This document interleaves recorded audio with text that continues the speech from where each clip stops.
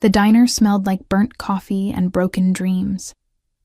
I inhaled the familiar scent as I pushed through the glass door at exactly 5:47 a.m., 3 minutes before my shift started. The overhead fluorescent lights buzzed like dying insects, casting their sickly yellow glow over the cracked vinyl booths and scratched formica counters. My sneakers, worn so thin I could feel every crack in the linoleum, squeaked against the floor as I made my way to the back, tying my stained apron around my waist with practiced efficiency. "You're early," Margie grunted from behind the register, not looking up from her crossword puzzle. Her cigarette-roughened voice scraped against the morning silence. "Traffic was light," I lied. The truth was, I'd left my apartment 40 minutes early because the landlord had been pounding on doors again, and I couldn't face him.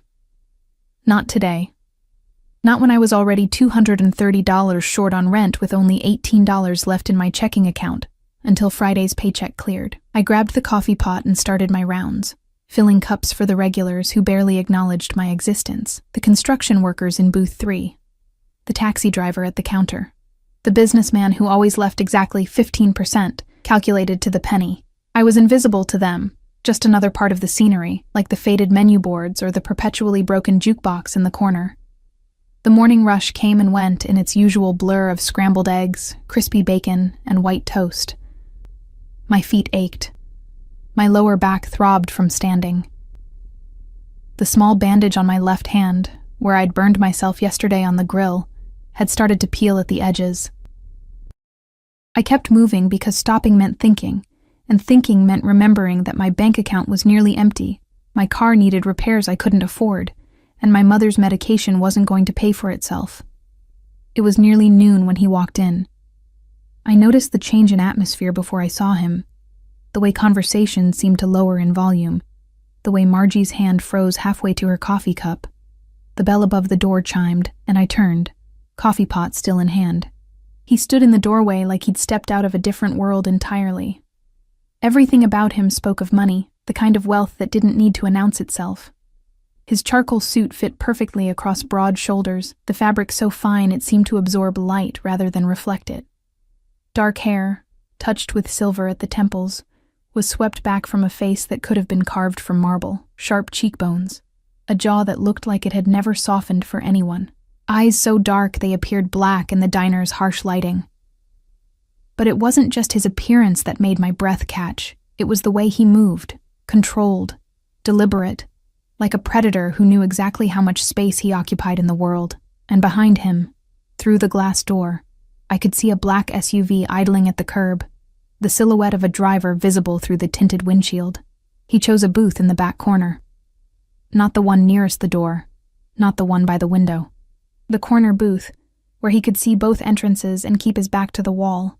I approached with my order pad, acutely aware of the coffee stain on my apron, the frayed hem of my uniform, the way my ponytail had started to come loose during the morning rush. "Coffee?" My voice came out steadier than I felt. He looked up, and for a moment those dark eyes fixed on me with an intensity that made my skin prickle. It wasn't the way men usually looked at me, with casual dismissal or uncomfortable hunger. This was different, assessing, calculating, like he could read every secret I'd ever kept just by looking at my face. "Black," he said. His voice was low, textured like expensive whiskey. "And whatever's good here." I almost laughed. Nothing was good here, but I nodded and scribbled something on my pad. "The meatloaf's fresh today, then I'll have that." I poured his coffee, hyper-aware of my trembling hands, praying I wouldn't spill. The cup clinked slightly against the saucer as I set it down. He didn't seem to notice, or if he did, he had the grace not to comment. As I turned to go, his phone rang. Not the cheerful chirp of a normal ringtone, but a sharp, business-like tone that made him tense almost imperceptibly. He answered in a language I didn't recognize. Italian, maybe, or something close to it. His voice, already commanding, took on an edge that sent a chill down my spine. I retreated to the kitchen, trying to shake off the unsettled feeling in my gut. "Who's the suit?" Margie asked when I clipped the order to the wheel. "No idea. But he's got a driver waiting outside." She peered through the service window, then quickly looked away. "Rich people slumming it. Probably saw us on some authentic experience food blog. She snorted. Just make sure he tips well. I brought out his meatloaf 20 minutes later. He'd been on his phone the entire time, speaking in that same clipped, authoritative tone. When I approached, he ended the call with a single word that sounded like a command. Anything else? I asked, setting down the plate. He looked at the food, then back at me. How long have you worked here? The question caught me off guard. 3 years. You like it? I wanted to laugh again. Like it. I hated every minute of it. But it paid for my mother's prescriptions and kept a roof, however leaky, over my head. It's a job. Something flickered in his expression. Not quite sympathy. Something darker, more complex. Honest answer. He ate slowly, methodically, like someone who'd learned to be cautious about everything, even food. I busied myself with other tables, but I could feel his gaze following me as I moved through the diner. It wasn't uncomfortable exactly, but it made me hyper-aware of every movement, every gesture. When he finished, I brought the check. $15.73. He pulled out a wallet, black leather, probably worth more than my entire month's salary, and withdrew a $50 bill. But as he set it on the table, his phone rang again. This time, whatever he heard made his entire demeanor change. The controlled calm evaporated, replaced by something cold and lethal. He stood abruptly, speaking rapid-fire into the phone as he headed for the door. The $50 bill remained on the table, but he'd forgotten to take his change. "Sir," I called after him, grabbing the money. "Your change." He was already outside, climbing into the SUV. The driver had the door open, engine running. I could hear urgent voices, see other men in dark suits through the tinted windows. I did something stupid. I ran after him. "Sir, wait!" The SUV was already pulling away from the curb when I reached it, slapping my palm against the dark window. Through the tinted glass, I saw him turn, saw his eyes widen slightly in surprise. The vehicle stopped. The window rolled down halfway. "Your change," I said breathlessly, holding out the $34.27. "You left." "Keep it." His voice was distracted, urgent. Someone was shouting something in the background of the SUV. "I can't. It's too much." He looked at me like I was speaking a foreign language. Behind him, I could hear a man's voice, sharp and insistent. Something was very wrong. I could feel it in the air, in the tension radiating from the vehicle. "Please," I said, and I don't know why I added it. "Just take it back. I don't need charity." For 3 heartbeats, he stared at me. Then his hand reached through the window, not for the money, for my wrist. His grip was firm, warm, and sent an electric shock up my arm. "What's your name?" "Elena. Elena." He repeated it like he was memorizing it. "Keep the money and go back inside, now." There was something in his tone that brooked no argument, not a suggestion, an order.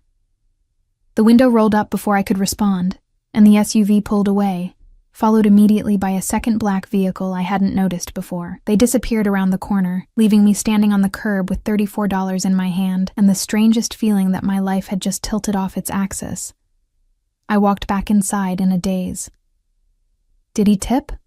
Margie asked. I looked down at the money in my hand, then at the 50 still on the table. Yeah, he tipped. But it wasn't the money that haunted me for the rest of my shift. It was the way he'd said my name. The way his hand had felt around my wrist. The way those dark eyes had looked at me like I was something rare and valuable, instead of just another invisible waitress in a forgotten diner. That night, I lay in my cramped studio apartment, listening to the couple upstairs argue, and the traffic rumble by on the street below. I counted my money 3 times. The 50 from the table, the 34 from the change, and my own $18 that I'd planned to use for groceries, $102. It wouldn't solve my problems, but it would buy me a few more days. I fell asleep thinking about dark eyes, and a grip that felt like both a warning and a promise. The next morning started like any other. I woke to my alarm at 4:45 a.m., showered in the lukewarm water my building's ancient heater provided, and dressed in my spare uniform. The burned spot on my hand had started to heal, though it still twinged when I moved my fingers wrong. I was walking down the stairs of my building, coffee thermos in hand, when I noticed them. 5 black SUVs, parked in a perfect semicircle in front of my building. My heart stopped. Men in dark suits stood beside each vehicle, their postures too rigid to be casual. Waiting, the morning sun glinted off tinted windows and chrome fixtures. Neighbors were peering out from behind curtains, and Mrs. Chen from 2B was frozen on the sidewalk, grocery bags clutched to her chest. I stood on the bottom step, unable to move forward or retreat. One of the SUV doors opened. He stepped out. The same man from yesterday, but now I could see him clearly in the morning light. The sharp angles of his face, the way his suit fit like it had been sewn onto his body, the complete confidence in every movement. And behind him, at least a dozen men who moved with military precision, scanning the street, the buildings, every possible entrance and exit. His eyes found mine across the distance, and he smiled. It wasn't a warm smile. It was the smile of a wolf who'd found what he'd been hunting. "Elena," he called, his voice carrying easily across the quiet morning street. "We need to talk." My legs wouldn't move. I stood frozen on that bottom step. Coffee thermos clutched so tightly in my hand that the plastic creaked. Every instinct screamed at me to run, back up the stairs into my apartment, lock the door and call. Who? The police? And tell them what? That a man who'd tipped me generously yesterday was now standing outside my building? But there was something about the way those SUVs were positioned, the way his men had spread out in a loose perimeter, that told me running was pointless. They'd anticipated every exit, every escape route. This wasn't chance. This was orchestrated. He walked toward me with that same predatory grace, his shoes, probably worth more than my car, clicking against the cracked pavement. The morning sun caught the silver at his temples, made his dark eyes gleam like polished stone. Behind him, one of his men spoke urgently into a phone, while 2 others flanked him at a respectful distance. "You're scared." He said it like an observation, not a question, stopping a few feet away, close enough that I could smell his cologne, something expensive and subtle, cedar, and something darker. "Don't be." "Who are you?" My voice came out as a whisper. "My name is Dante Caruso." He tilted his head slightly, studying my face. "Does that mean anything to you?" It didn't. "Should it?" I shook my head mutely. Something flickered across his expression. Surprise, maybe, or satisfaction. "Good, that makes this simpler." He gestured toward the lead SUV. "Get in the car, Elena. I have to go to work." "No, you don't." The certainty in his voice made my stomach drop. "What did you do?" "I bought the diner." He said it casually, like he was discussing the weather. "As of 6 o'clock this morning, you no longer work there." The thermos slipped from my fingers, coffee splashing across the concrete. I stared at him, unable to process what I was hearing. You can't just..." "I can. I did." He stepped closer, and I instinctively backed up against the stair railing. He stopped immediately, hands visible at his sides in a gesture that might have been reassuring if everything else about this situation wasn't terrifying. "I'm not going to hurt you, Elena, but we need to talk, and it can't be here. Get in the car." "And if I refuse?" His jaw tightened almost imperceptibly. "Then I'll have Marco pick you up and put you in the car, but I'd rather you chose to come willingly." I looked past him at the man he'd indicated. Marco, apparently, who stood beside the SUV like a marble statue in an expensive suit. He was massive, easily 6.5 feet tall, with the build of someone who broke things for a living. His face was impassive, but his eyes held the promise that he would absolutely follow through on Dante's threat without hesitation. "This is insane," I breathed. "Yes," Dante agreed, "but necessary. Please, Elena, I'm asking nicely." There was something in the way he said please, like the word was foreign to him, rarely used and deeply uncomfortable. Like he was offering me something precious by even pretending to request instead of command. I thought about screaming, about Mrs. Chen, still frozen on the sidewalk, about my neighbors watching from their windows. But what would that accomplish? These men wouldn't scatter at the sound of my voice. And something told me that Dante Caruso was a man accustomed to getting what he wanted, one way or another. My hand was shaking when I nodded. Relief crossed his features. So quick I almost missed it. He turned, gesturing to Marco, who immediately opened the rear door of the lead SUV. The interior was black leather and dark wood, spotless and smelling of expensive materials. Dante waited until I climbed in before sliding in beside me, maintaining a careful distance between us. The door closed with a solid final sound. "Drive," Dante said to the man in front. Not Marco. Someone else with slate-gray eyes and a scar along his jaw. The estate. The convoy moved as one, pulling away from my building in perfect synchronization. I twisted in my seat, watching my apartment building disappear behind us, and felt like I was watching my entire life recede into the distance. "Where are we going?" I asked, hating how small my voice sounded. "Somewhere we can talk privately." Dante pulled out his phone, typing something with quick, efficient movements. "Somewhere safe." Safe from what? He looked at me then, really looked at me, and something in his expression made my blood run cold.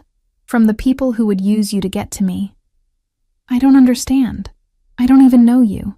Yesterday was the first time I ever saw you." "I know." He set his phone down. "But you did something yesterday that changed everything. I gave you your change back. That's not—" "You touched my car." His voice was quiet, but there was an edge to it. "You ran after me, into the street, and put your hand on my window, in front of witnesses, in front of security cameras, in front of people who would very much like to find a weakness in my armor." The weight of his words settled over me like ice water. I was just trying to be honest. "I know. That's the problem." He leaned back against the leather seat, his profile sharp against the tinted window. "Do you know what I do, Elena?" "No." "Good. Let's keep it that way for now." He was quiet for a moment, watching the city slide past outside. "What I can tell you is that I'm a man with enemies, powerful enemies, and this morning, 3 separate sources sent me the same security footage. You, running after my car, touching it. Me, stopping to talk to you." My hands twisted in my lap. "So? So now they think you matter to me." He turned to look at me again, and whether that's true or not doesn't matter. The perception is enough. Which means you're in danger. This is crazy. I'm nobody. I'm just a waitress. You were a waitress. His correction was gentle but firm. Now you're someone who needs protection until I can fix this situation. The SUV turned onto a highway, accelerating smoothly. The other vehicles maintained their positions around us. 2 in front, 2 behind. A mobile fortress. "Fix it how?" I asked. "I'm still working that out." He pulled out his phone again as it buzzed. His expression darkened as he read whatever message had appeared. He typed a response, his fingers moving with barely controlled violence across the screen. Then he looked at me. "Do you have family? Anyone who might be targeted?" "My mother. Oh God, my mother. My mom," I whispered. "She's at Mercy General. She's been there for 3 weeks. Pneumonia complications." Dante was already dialing.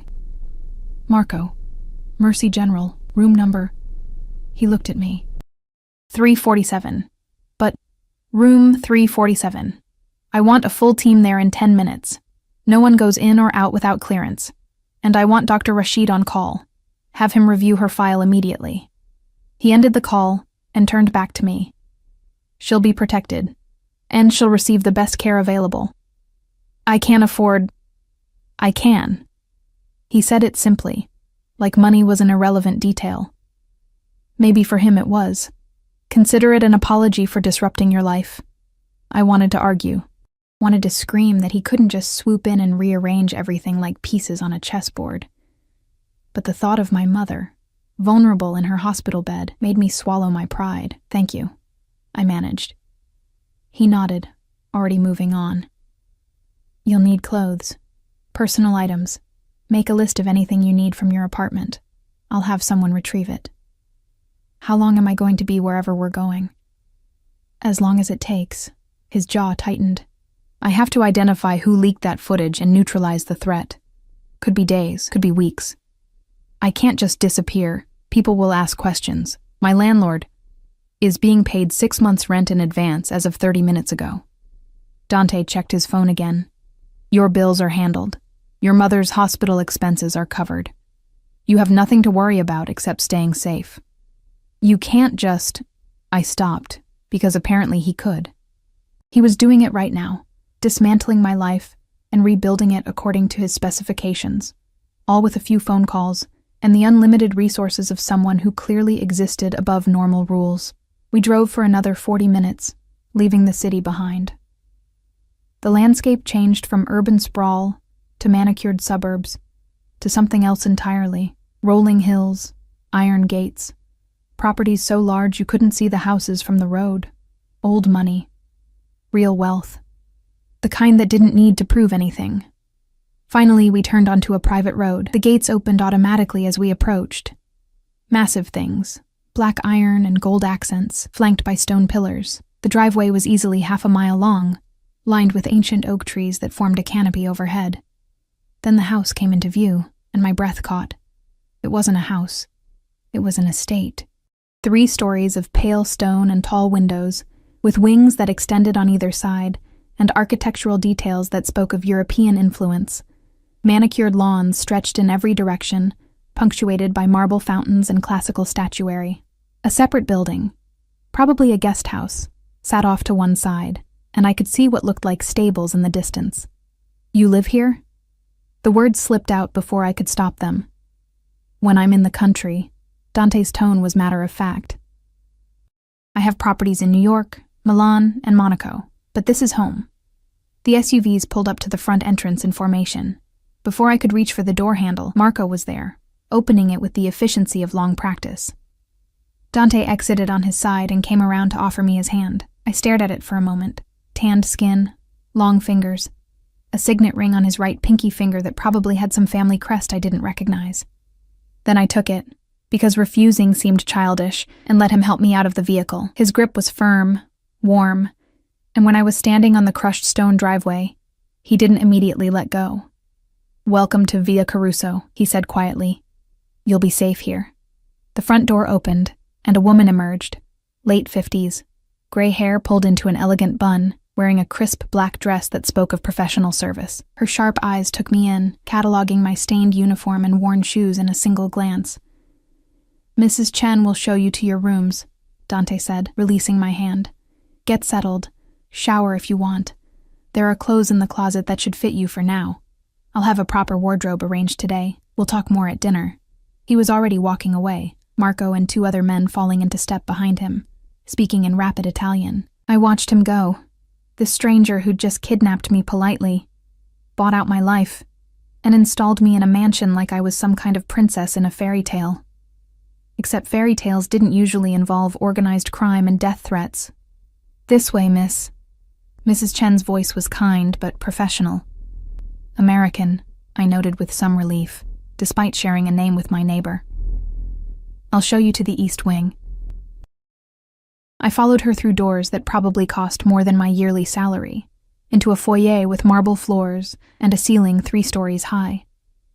A massive chandelier hung overhead, crystal catching the light from tall windows. Artwork that looked museum quality lined the walls. A curved staircase swept upward, the banister gleaming dark wood. My sneakers squeaked against the marble. Mrs. Chen led me up the stairs, down a hallway with thick carpet that muffled our footsteps, and finally to a set of double doors. She opened them to reveal a suite that was larger than my entire apartment. The bedroom was decorated in soft creams and golds, with a 4-poster bed that looked like it belonged in a palace. French doors opened onto a private balcony overlooking the grounds. There was a sitting area with a fireplace, a writing desk, and fresh flowers in crystal vases. The bathroom is through there. Mrs. Chen indicated a door to the left. You'll find toiletries and everything you might need. The closet has been stocked with basics in your size. Mr. Caruso is very thorough. If you need anything at all, there's a phone on the nightstand. Dial 0 for the main house, or you can press the call button and someone will come immediately. Thank you, I managed. She paused at the door, her expression softening slightly. He's not a bad man, miss. Dangerous, yes. Complicated, certainly, but not bad. You're safe here. Try to remember that." Then she was gone, closing the doors softly behind her. I stood alone in that beautiful room, still wearing my stained uniform and worn sneakers, and finally let myself feel the full weight of what had just happened.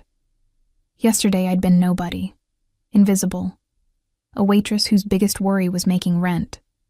Today, I was a prisoner in a palace, protected by a man whose name I barely knew, but whose enemies apparently thought I mattered enough to threaten. I walked to the French doors and stepped out onto the balcony. The ground stretched out before me, perfect lawns, sculpted gardens, and in the distance the iron gates that separated this world from reality. Beautiful, isolated, a gilded cage. I thought about the way Dante had said my name, the way his hand had felt around my wrist yesterday, the intensity in his dark eyes when he'd promised I'd be safe, and I wondered what price I'd eventually have to pay for that safety. I didn't mean to fall asleep. The shower had been my undoing. Endless hot water, water pressure that actually worked, soap that smelled like lavender, and something else expensive I couldn't name. I'd stood under the spray until my skin turned pink, washing away the diner grease and the terror of the morning, and emerged feeling like a different person. The towels were Egyptian cotton, thick and soft. The robe hanging on the back of the door fit perfectly. When I'd opened the closet, I'd found exactly what Mrs. Chen had promised. Clothes in my size, still bearing designer tags that made my eyes water. Casual wear, business attire, even evening gowns. Someone had studied me carefully enough to know my measurements down to the inch. That should have terrified me more than it did. I'd pulled on a simple pair of black leggings and an oversized cashmere sweater. Tags read $340 more than I made in a week, and sat on the bed for just a moment. Just to think, just to process. The mattress had been like lying on a cloud. Now I woke to twilight filtering through the French doors and a soft knock at my bedroom entrance. "Miss Elena?" A young woman's voice, accented, Eastern European maybe. "Mr. Caruso asks that you join him for dinner in 30 minutes. I sat up, disoriented, my hair still damp against my neck. "Okay, thank you." Footsteps retreated down the hallway. I found a hairbrush on the vanity, silver-backed, probably antique, and worked through the tangles in my hair. My reflection looked strange in the ornate mirror. Same face, same green eyes, same freckles across my nose. But the setting was all wrong. I didn't belong in this room, wearing these clothes, about to have dinner with a man who'd casually mentioned owning properties in 3 countries. The young woman, Katya, she introduced herself when I emerged, led me back through the labyrinth of hallways. The house had come alive as evening fell. Soft lighting illuminated the artwork. I could hear voices somewhere in the distance, speaking Italian. Through windows, I glimpsed the grounds transformed by landscape lighting, everything golden and surreal. Katya stopped at a door, knocked once, and opened it. The dining room was smaller than I had expected. Intimate, really, though the table could easily seat 12, but only 2 places were set. One at the head, and one to the right.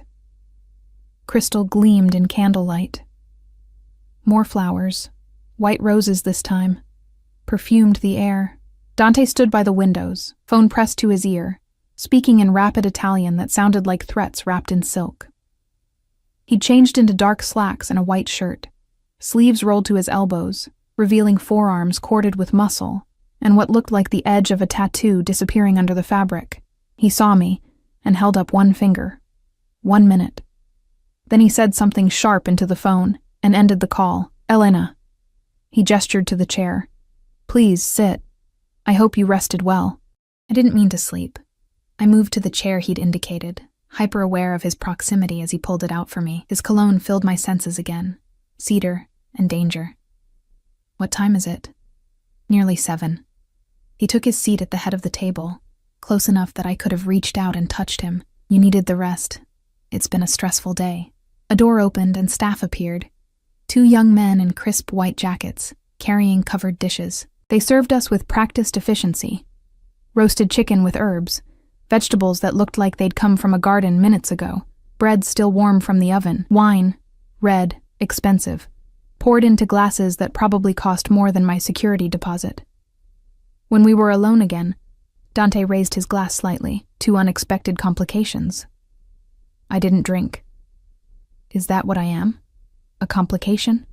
The most interesting kind, he sipped, watching me over the rim. Your mother is doing better, by the way. Dr. Rashid examined her this afternoon. He's adjusting her medications and expects significant improvement within 48 hours. Relief flooded through me so intensely I had to blink back tears. Thank you. Really. I don't know how to— Don't thank me yet. He set down his glass. Eat, please. Mrs. Chen will be offended if you don't, and she's terrifying when she's offended. I picked up my fork, suddenly ravenous. The food was extraordinary, nothing like the greasy diner fare I was used to. Can I ask you something? You can ask. I may not answer. Why did you really come to the diner yesterday? His expression shifted, something dark moving behind his eyes. I was supposed to meet someone there, a contact who had information I needed. He never showed. What kind of information? The kind that gets people killed. He cut into his chicken with precise movements. Someone in my organization has been selling secrets. Locations, shipment details, security protocols. 3 of my men have died in the past month because someone told my enemies exactly where they'd be. The food turned to ash in my mouth. You think it's someone close to you. I know it is. The question is who? He was quiet for a moment, and I saw something bleak cross his features. My father built this organization on loyalty. Family first, always. I've tried to honor that. But someone has decided money matters more than blood. The contact who didn't show up was found dead in his apartment 2 hours after I left the diner. Someone got to him first. Dante's jaw tightened, and someone made sure there were cameras recording my every move yesterday, including you chasing after my car like I mattered to you. I was returning your change. I know, but perception is reality in my world, Elena, and now certain people believe you're important to me. Which makes you a target, which means I'm responsible for keeping you alive. I set down my fork, appetite gone. How do you live like this? Always looking over your shoulder, never trusting anyone? Carefully. He leaned back in his chair, studying me with that unnerving intensity. And alone, mostly. It's safer that way. That sounds lonely. Something flickered in his expression. Surprise, maybe, that I'd name it so plainly. It is. But loneliness doesn't kill you. Misplaced trust does. We ate in silence for a few minutes. I tried to process everything he'd told me, tried to reconcile the dangerous man he described with the one who'd made sure my mother received the best medical care, who'd bought me clothes and given me a palace room and was now sitting across from me looking almost human. Can I ask you something else? I ventured. A slight smile touched his lips. You're very bold for someone in your position. What position is that? Prisoner? Guest? Human shield? The smile widened, reaching his eyes for the first time. It transformed his face, made him look younger, less dangerous. Guest. Definitely guest. Prisoners don't get the East Wing. Where do prisoners get? The wine cellar. It's quite secure. Also cold.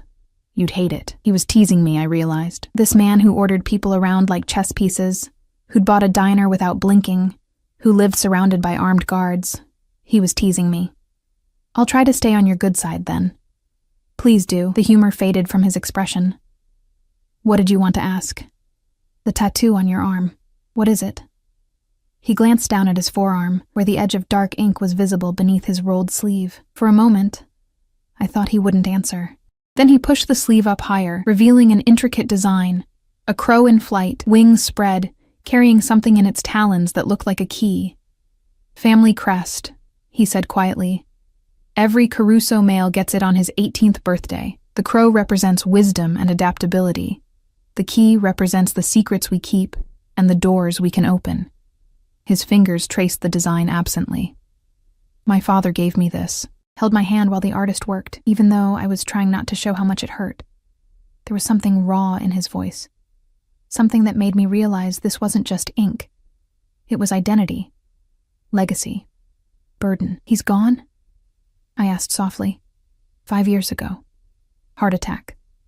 Dante rolled his sleeve back down, the vulnerability disappearing with it. He was a hard man, but fair. Everyone feared him, but they also respected him. I've spent 5 years trying to fill shoes that were always too big. I think you're doing better than you realize. He looked at me sharply. What makes you say that? You bought a diner to protect a waitress you don't know. You're making sure my mother gets treatment she couldn't afford. You could have just hidden me somewhere, but instead you're trying to solve the actual problem. I met his gaze. A truly bad man wouldn't bother with any of that. For a long moment, he just stared at me. Then he reached across the table, his hand covering mine where it rested beside my plate. His skin was warm, his grip gentle but firm. You have no idea how dangerous I can be, Elena. Maybe not. But I know you could have hurt me a dozen times today, and you haven't. I know you keep your word. You said my mother would be safe, and she is. I know. I hesitated, then forged ahead. I know what it's like to be alone, even when you're surrounded by people, and I think maybe you do too. His thumb moved slowly across my knuckles, a gesture that sent electricity up my arm. His dark eyes had gone intense again, but different this time. Not calculating or assessing, something else. Something that made my breath catch. You should be afraid of me, he said quietly. I know, but I'm not. Not really. Not anymore. The dinner staff chose that moment to return, clearing plates and bringing dessert, tiramisu that looked like art on delicate china. Dante released my hand slowly, reluctantly, and the loss of his touch felt like cold water. We finished the meal making small talk. He asked about my mother, about my life before the diner, about the degree I'd started but never finished when the money ran out. I asked carefully neutral questions about the estate, about Mrs. Chen, about the art collection I'd glimpsed in the hallways. But underneath the polite conversation, something had shifted. Every time his eyes met mine, I felt it. A pull, magnetic and undeniable. When he laughed at something I said, the sound did strange things to my heartbeat. When his hand brushed mine reaching for his wine glass, sparks seemed to dance across my skin. This was dangerous. More dangerous than his enemies, maybe. After dinner, he walked me back to my room, Marco and another guard maintaining a discreet distance behind us. The house was quieter now, most of the staff gone for the evening. Our footsteps echoed softly against marble and hardwood. I have meetings tomorrow, Dante said as we reached my door. Business that can't be postponed. You'll be safe here. The estate has security systems that would make Fort Knox jealous, and Marco will be outside your door all night. I'm not going anywhere. I looked up at him, acutely aware of how close we were standing. Though I should probably call my landlord, explain. Already handled. You're on an extended family emergency. Your apartment is secure, rent paid, utilities transferred to autopay. He smiled slightly at my expression. I told you. I'm thorough. Control freak is more accurate, that too. He reached out, and for a heartbeat I thought he was going to touch my face. Instead, he opened my door, holding it for me. Sleep well, Elena. Tomorrow we start figuring out how to get your life back. I stepped into my room, then turned back. Dante? Yes? Thank you. For even everything. The parts that are completely insane. That smile again, the one that made him look almost human. You're welcome. Even though this is definitely completely insane. I closed the door and leaned against it, listening to his footsteps retreat down the hallway. My heart was racing, my skin still tingling from the memory of his hand on mine. This was a mistake. Getting attached to him, to any of this, was the worst possible idea. But as I changed into the silk pajamas someone had left folded on the bed, as I slipped between sheets that felt like water against my skin, I couldn't stop thinking about dark eyes and careful hands and the loneliness I'd heard in his voice when he talked about his father.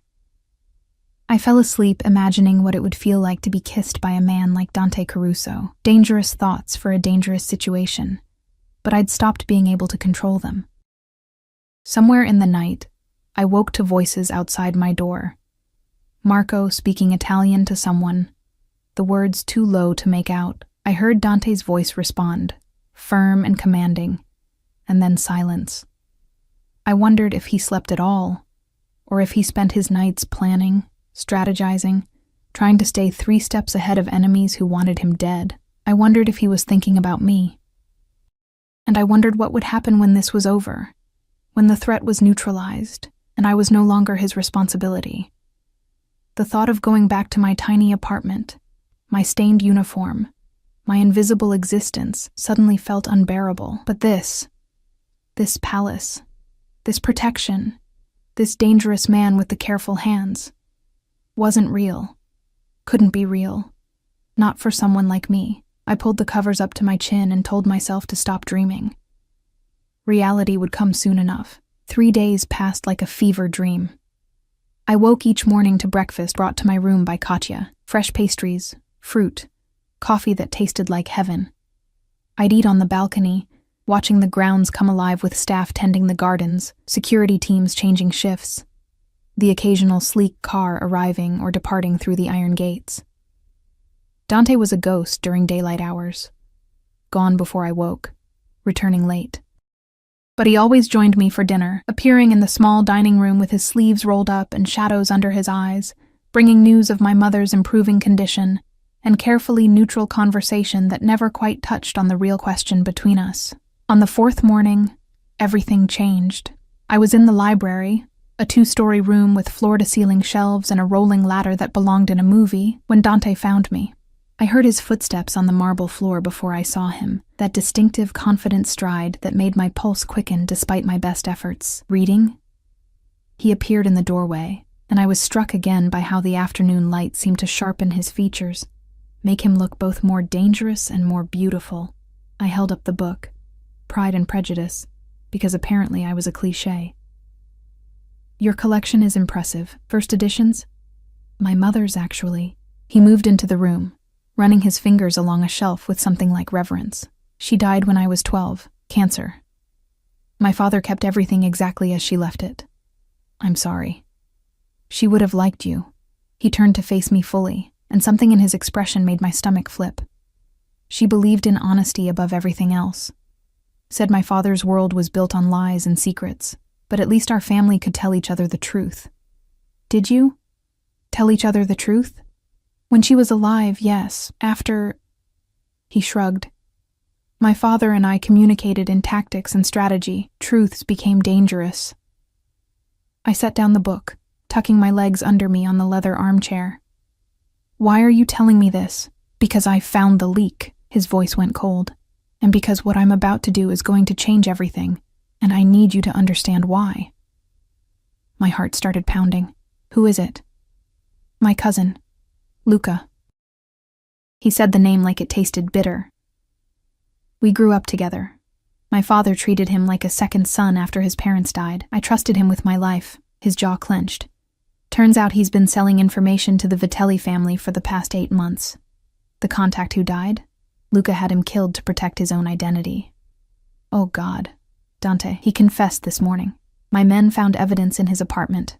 Burner phones, account statements, communications. Dante's hands curled into fists. 3 good men are dead because Luca wanted money to fund his gambling debts. I stood, crossing to him without thinking. What are you going to do? His eyes met mine, and what I saw there made me shiver. What my father would have done, what the rules demand. He betrayed the family. There's only one punishment for that. You're going to kill him. I have to. No hesitation. No doubt. If I don't, I look weak. Others will think they can betray me without consequences. The organization will fracture. More people will die. But he's your family. He stopped being family when he chose money over blood. Dante's voice was hard, inflectionless. This is my world, Elena. This is what I am. I wanted you to see it clearly before. He stopped, looked away. Before what? Before you decide whether you can live with it. The weight of that statement hung between us. I understood what he wasn't saying. That these 3 days had been a test for both of us. That whatever was building between us, this careful attraction and unexpected understanding, would die if I couldn't accept the darkness that came with him. I thought about my mother, recovering in a hospital room guarded by his men. About the diner I'd hated, now owned by him. About my tiny apartment and my invisible life, and the way I'd felt nothing but numb for so long until dark eyes had looked at me like I mattered. When? I asked quietly. His head snapped back to me. Tonight. After sunset. Will I see you after? Something raw crossed his face. Do you want to? I stepped closer, close enough to smell cedar and feel the heat radiating from his body. Yes. His hand came up slowly, cupping my cheek with a gentleness that contradicted everything he'd just said about violence and death. You should run from me, Elena. You should be horrified. I know. I leaned into his touch, but I'm not. For 3 heartbeats, we stood frozen. Then he lowered his head, his forehead resting against mine, his breath warm against my lips. This is a mistake, he whispered. Probably. I can't give you normal. I can't give you safe. I never asked for either. His thumb traced my cheekbone. What do you want? The truth came out before I could stop it. You. Whatever version of you is real, even the dark parts, maybe especially those. He pulled back just enough to look at me, and what I saw in his eyes made my knees weak. Desire, yes, but also something deeper, something that looked like salvation and damnation wrapped together. After tonight, he said, his voice rough, things can't go back to the way they were. Do you understand? If I do this, if I cross this line with you, I won't be able to let you go. Then don't. He kissed me like a drowning man finding air.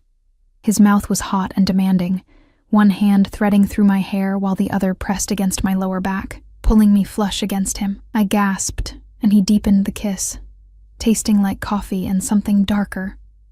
Something that should have terrified me, but instead made me press closer. My hands found his chest, feeling the rapid hammer of his heartbeat beneath expensive fabric. He made a sound low in his throat, almost a growl, and suddenly my back was against the bookshelf, first editions digging into my spine, and I didn't care because his body was covering mine and his hands were everywhere, and nothing had ever felt more right. When we finally broke apart, both breathing hard, his eyes were nearly black. I have to go, he said, but he didn't move. I have to handle this. I know. Wait for me. Please. I'll come to you when it's done. I nodded, unable to speak past the emotion clogging my throat. He kissed me again, softer this time, almost reverent. Then he stepped back, straightening his clothes with hands that weren't quite steady. Lock your door tonight, he said. Don't open it for anyone but me. Then he was gone, and I was alone in the library, lips swollen and heart racing, wondering what I'd just agreed to. The afternoon stretched into evening. I tried to read, couldn't focus. Tried to nap, couldn't sleep. Finally, I showered and changed into one of the dresses from the closet. Simple, black, fitted. I didn't know why I was dressing up, maybe because I knew tonight would change everything. Katya brought dinner to my room. I'd asked not to eat alone in the dining room. She set up the tray with her usual efficiency, but her eyes were worried. Big trouble tonight, she said softly. Everyone is scared. I know. Mr. Caruso, he is good man, but sometimes good men must do bad things. She touched my hand briefly. You make him happy. I see it. First time in long time he smiles real smile. After she left, I picked at the food and watched darkness fall over the grounds. Lights came on across the estate. I saw vehicles arriving, men in dark suits gathering near what looked like a garage or warehouse in the distance. I thought about Luca, whoever he was, about the betrayal that had cost 3 lives, about Dante, preparing to execute his own cousin to maintain order in a world I barely understood. And I thought about the way he'd kissed me like I was oxygen, and he was suffocating. Around midnight, I heard it. A single gunshot, distant but unmistakable, echoing across the grounds. Then, silence. I sat on the edge of the bed, hands clasped in my lap, waiting. An hour passed. 2. The house settled into its nighttime rhythms. Creaking wood, distant voices, the hum of security systems. Finally, footsteps in the hallway. A soft knock at my door. Elena. Dante's voice rough and strained. It's me. I opened the door. He stood in the hallway, still in the same clothes from earlier, but now there was blood on his sleeve. Not a lot, just a few spatters. His face was pale, his eyes hollow. It's done, he said simply. I stepped back, letting him in. He moved past me like he was carrying the weight of the world, walking to the French doors and staring out at the dark grounds. "Are you okay?" I asked. "No." He didn't turn around. "I just killed a man I loved like a brother. I'll never be okay again." I went to him, wrapping my arms around him from behind, pressing my cheek against his back. He was trembling, barely perceptible, but I felt it. "He made his choice," I said softly. "You made yours. You protected your family by destroying it." His voice cracked. "My father always said leadership means making impossible choices." I never understood until tonight what that really meant. "You're not alone in this." He turned in my arms, pulling me against his chest, his face buried in my hair. "I don't deserve you. I don't deserve anything good. Maybe not. But you have me anyway." We stood like that for a long time, his heart gradually slowing against mine, his breathing evening out. When he finally pulled back, his eyes were red but dry. "I need to tell you something," he said. "About why I'm really protecting you." "I know why. The footage, the enemies. That's part of it, but not all." He took my hands in his. "The man your ex-boyfriend stole from? The one whose drugs he sold and whose money he gambled away?" My blood went cold. "How do you know about Marcus?" "Because that man was me, Elena. Your piece of shit ex stole from my organization 6 months ago, $50,000 in product, another $30,000 in cash. I've been looking for him ever since." The room tilted. "What?" "When I saw you at the diner, I didn't recognize you at first, but then you told me your name, and I remembered. Marcus Chen had a girlfriend named Elena. I had my men pull your file." He squeezed my hands. "You didn't know what he was doing. My investigators confirmed that. You were clean, but technically, you're connected to someone who owes me money and product. So this whole thing, the protection, my mother, everything, it's because you think I can lead you to Marcus?" "No." His grip tightened. "It's because when I realized who you were, I also realized you were an innocent caught in someone else's mess, just like you're an innocent caught in my mess now. And because the moment you ran after my car, risking your own safety to return $34, I knew you were different from anyone I'd ever met. Where is Marcus now? Dead. My men found him in Atlantic City 2 months ago. He picked the wrong card game to cheat at." Dante's expression was grim, "But you didn't know that. And I didn't tell you because I was afraid you'd think that's the only reason I kept you here." I pulled my hands free, needing space to think. "Is it?" "No, Christ, no." He ran his hands through his hair, frustration and something like desperation in his eyes. "I kept you here because you're in danger. I bought the diner because I didn't want you going back to that life. I'm telling you the truth now, because I can't stand the idea of you not knowing everything. You should have told me sooner. I know, I'm sorry." He stepped closer but didn't touch me. "I'm telling you now. All of it. The truth about Marcus, about Luca, about what I am and what I do. You deserve to make your choice with full information. And what choice is that?" His jaw tightened. "Whether you stay or go. Whether you can accept me, knowing everything. Whether you can live in my world with all its darkness and blood and impossible choices." I looked at him. This man who'd killed tonight, who'd lied by omission, who lived in a palace surrounded by violence and danger. And I saw also the man who'd held my hand at dinner, who'd made sure my mother received the best care, who'd kissed me like I was precious and trembled in my arms when the weight of leadership became too much. "I'm not going anywhere," I said. Relief and something like anguish crossed his face. "Elena, I'm not naive, Dante. I know what you are. I know what this world is, and I'm choosing it anyway. I'm choosing you." He crossed the distance between us in 2 strides, cupping my face in both hands. "I will protect you with everything I have. I swear it. No one will ever hurt you. I know. And I will try.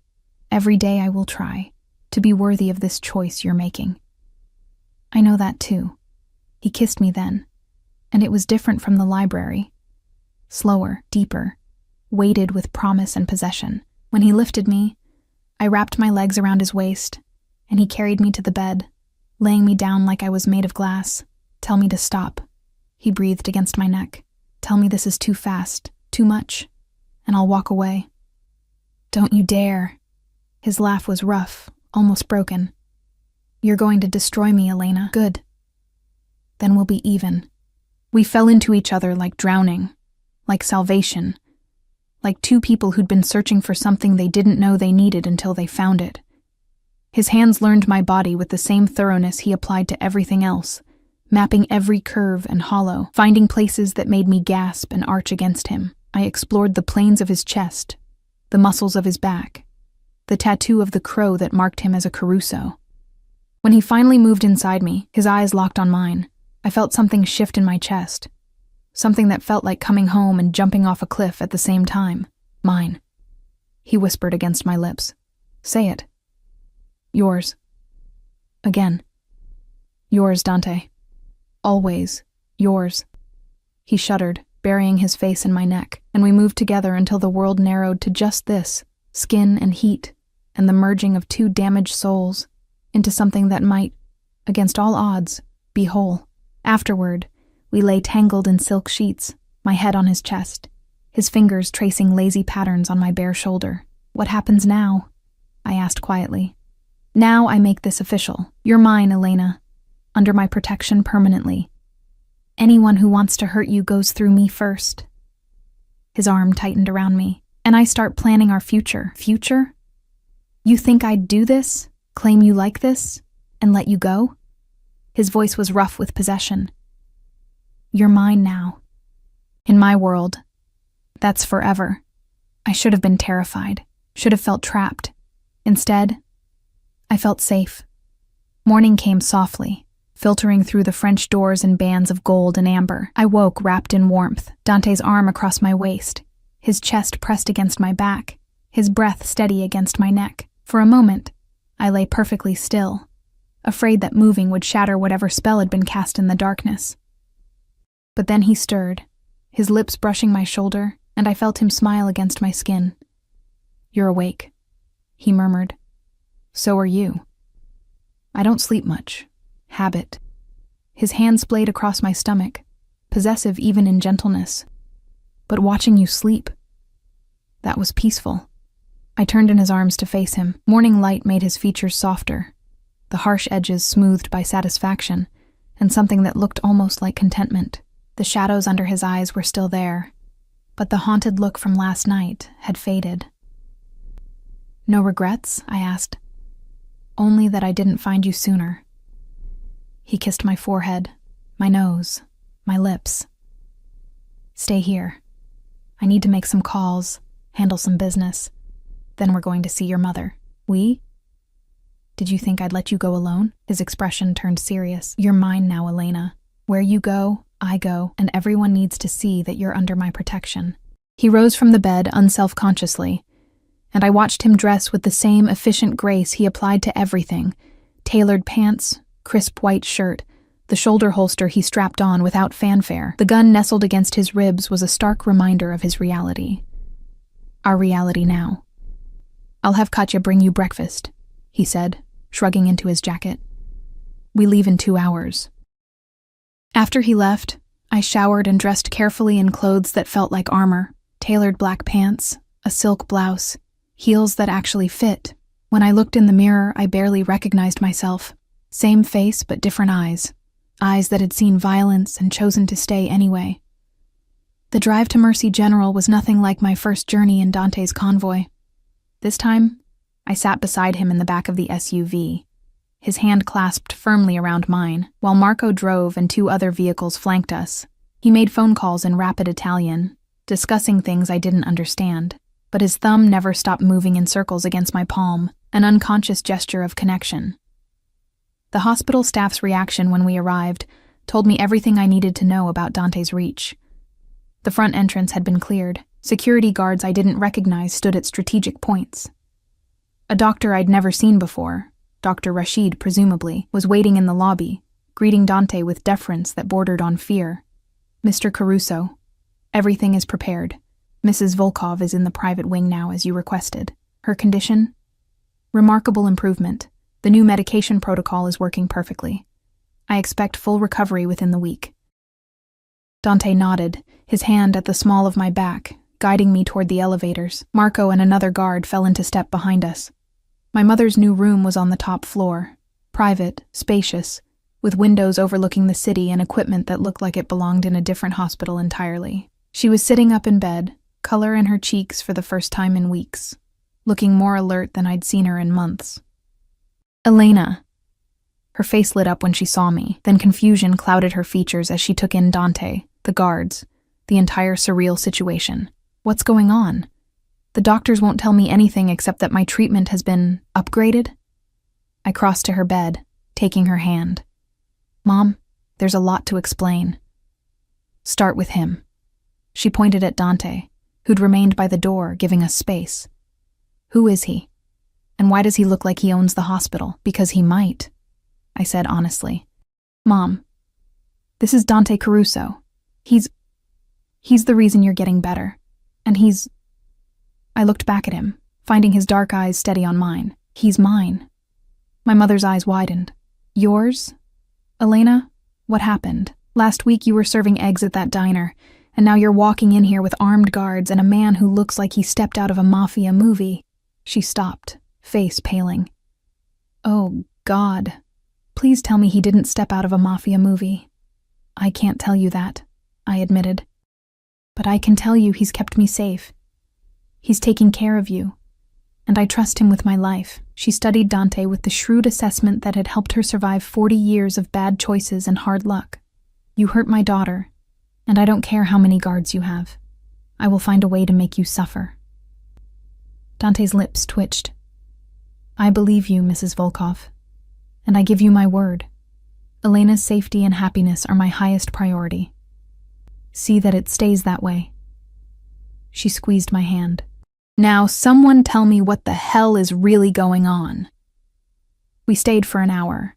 I explained as much as I could without terrifying her, leaving out Luca's execution, Marcus's connection, the real depth of danger I'd been in. Dante added details about her treatment plan, the security measures in place, the arrangements he'd made for her recovery and rehabilitation. My mother listened, asked sharp questions, and finally nodded.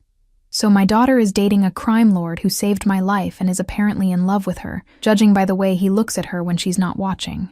Dante didn't deny it. "Could be worse," she said dryly. "Could be Marcus." I laughed, surprising myself. "Definitely better than Marcus." As we were leaving, my mother called out, "Mr. Caruso?" He turned back. "Yes?" "Thank you. For my daughter. For me. For giving us both a second chance." Her voice softened. "She's all I have in this world. Please remember that." "I will," he promised. "I swear it." In the elevator, Dante pulled me against his chest. "Your mother is formidable. You have no idea. I like her." He kissed the top of my head. "She raised you. That alone makes her remarkable." The next stop surprised me, a lawyer's office in a gleaming downtown high-rise. Dante led me into a conference room where an older man with silver hair and an expensive suit waited with stacks of paperwork. "Elena, this is Robert Chen, my attorney. Robert, this is Elena Volkov, my—" He paused, and I saw him searching for the right word. "My future wife." The room spun. "What?" Dante turned to me, taking both my hands. "I told you last night. In my world, when I claim someone, it's forever. I want to make it legal, protected. I want everyone to know you're mine, and I'm yours. We've known each other less than a week." "I know, and I don't care." His grip tightened. "I've spent my entire life making calculated decisions, Elena. Safe choices, strategic moves. And what did it get me? A cousin who betrayed me, an organization full of people who fear me but don't trust me, a house full of beautiful things and absolute loneliness." His voice dropped. "And then you ran after my car for $34 and everything changed. You're the first real thing I've had in years. I'm not letting you go." Robert cleared his throat diplomatically. "Perhaps the young lady would like to review the prenuptial agreement first." "There is no prenup," Dante said flatly. "What's mine is hers, all of it." "Dante, that's insane," Robert started. "Non-negotiable." Dante's tone could have cut glass. "Draw up the papers. Marriage license, power of attorney, everything. I want her legally protected. If something happens to me, she gets everything. The estate, the businesses, the offshore accounts, all of it. I stared at him, trying to process what he was saying. You're serious. Completely. He cupped my face. Marry me, Elena. Not because you have to, not because I'm protecting you, but because in less than a week, you've become more important to me than anything else in this world. Because when I think about my future, you're in every part of it. Because... His voice roughened. Because I love you, and I need you to know that if I die tomorrow, you'll be taken care of forever. Tears blurred my vision. That's the most romantic and terrifying proposal I've ever heard. Is that a yes? I thought about my tiny apartment, and my stained uniform, and the numbness that had defined my existence for so long. I thought about dark eyes and careful hands, and the way he'd trembled in my arms when the weight of his choices became too heavy. I thought about passion and danger, and the kind of love that didn't make sense, but felt more real than anything I'd ever known. Yes, I whispered. Yes, I'll marry you. He kissed me like he was sealing a contract written in blood and promises. And maybe he was. The next 3 weeks passed in a blur of preparation. Dante had been right about one thing. Once I was publicly identified as his, the threats evaporated. His enemies understood that touching me meant war with the Caruso family, and apparently, that was a war no one wanted. My mother was released from the hospital, stronger than she'd been in years, and moved into a guest house on the estate. She and Mrs. Chen became unlikely friends, bonding over their shared exasperation with Dante's overprotective tendencies. The wedding was small, immediate family only, which for Dante meant the key members of his organization. I wore a dress that cost more than a car, simple white silk that made me feel like a princess. Dante wore a tuxedo that fit him like sin, and when he saw me walking down the aisle of the estate's private chapel, I saw his composure crack just for a moment, just enough to show me the man beneath the armor. We exchanged vows in Italian and English, rings that bore the Caruso crest, and a kiss that promised forever. The reception was elegant chaos. Music, dancing, food that probably cost more than my yearly salary at the diner. I met family members who eyed me with everything from curiosity to suspicion. I shook hands with men whose names I recognized from news reports about organized crime. I smiled and played the part of the Mafia wife, all while Dante's hand stayed firmly on my lower back, a constant reminder of his presence and protection. Late in the evening, he pulled me away from the party, leading me through darkened hallways to his study. Our study now, he'd insisted. He closed the door, muffling the sounds of celebration, and pulled me into his arms. Happy? He asked, terrified, exhilarated, confused about how this is my life now. I looked up at him. But yes, happy, good. He kissed my forehead.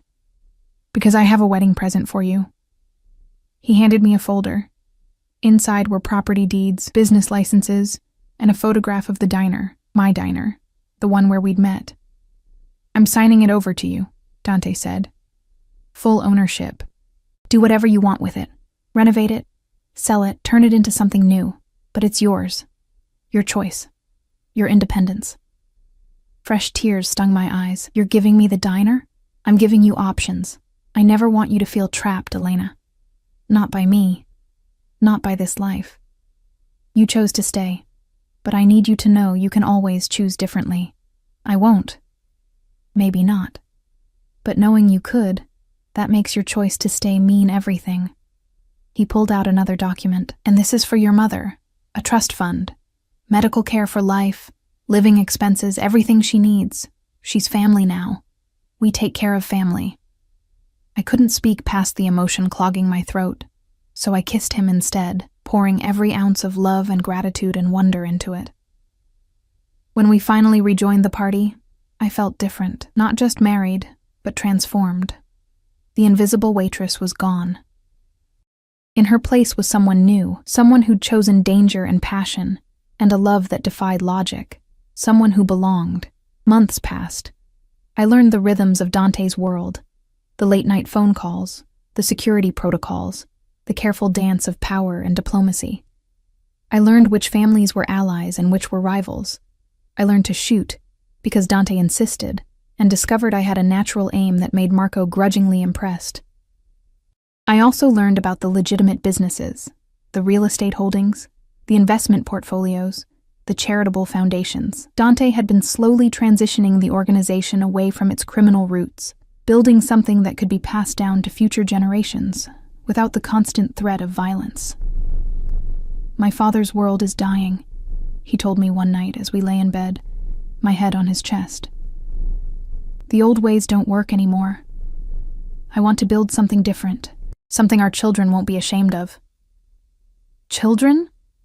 I raised my head to look at him. His hand moved to my still flat stomach, possessive and tender. "Someday, when things are safer, when I've finished what I started." He met my eyes. "Would you want that? Children, a family? With you?" "Yes." 2 years later, I stood in the same private chapel, holding our daughter, Sophia, named for Dante's mother. She had his dark eyes and my smile, and when he held her, I saw a softness in him that the world would never witness. My mother, healthy and vibrant, bounced her granddaughter on her knee while Mrs. Chen fussed over Sophia's christening gown.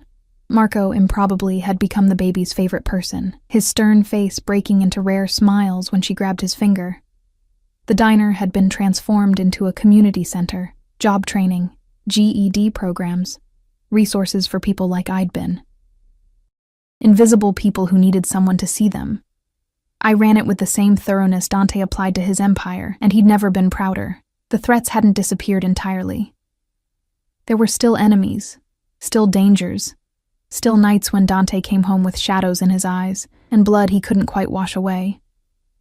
But we'd built something strong enough to weather those storms, trust and love, and the bone-deep knowledge that we'd chosen each other, fully and completely. That evening, after Sophia was asleep and the guests had gone, Dante found me on our bedroom balcony, looking out over the grounds that had once seemed like a prison and now felt like home.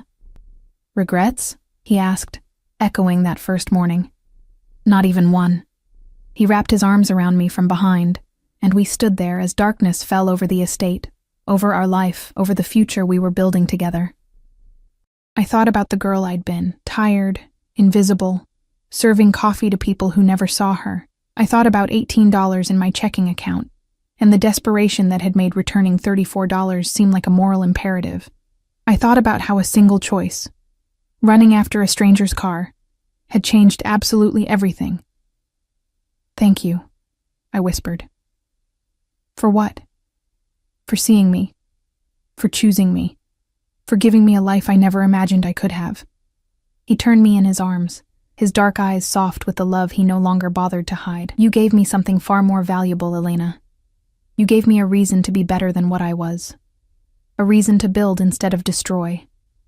A reason to believe that men like me can have something good. You were always good, Dante. You just needed someone to remind you."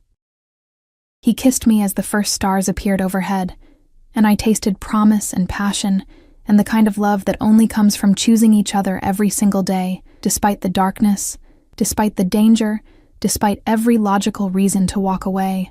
We'd built something extraordinary from $18 and a moment of honesty, an empire of love in a world of shadows, and I wouldn't trade it for anything.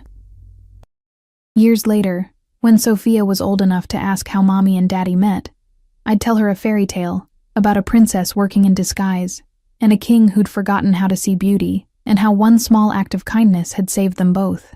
I'd tell her about the power of choosing love even when it's dangerous, about staying even when leaving would be easier, about finding home in the most unexpected places. And someday, when she was older, I'd tell her the whole truth about the SUVs and the threats and the impossible choice I'd made to stay, about her father's world of shadows and power, and how love had been the light that guided us through it. But tonight, with Dante's arms around me and our daughter sleeping peacefully in her nursery, guarded by men who would die to protect her, I simply stood in the moment, grateful, transformed, home. The invisible waitress and the Mafia king, bound together by fate and choice and a love that had bloomed in the darkness. Our story had started with $18, but it would end with forever.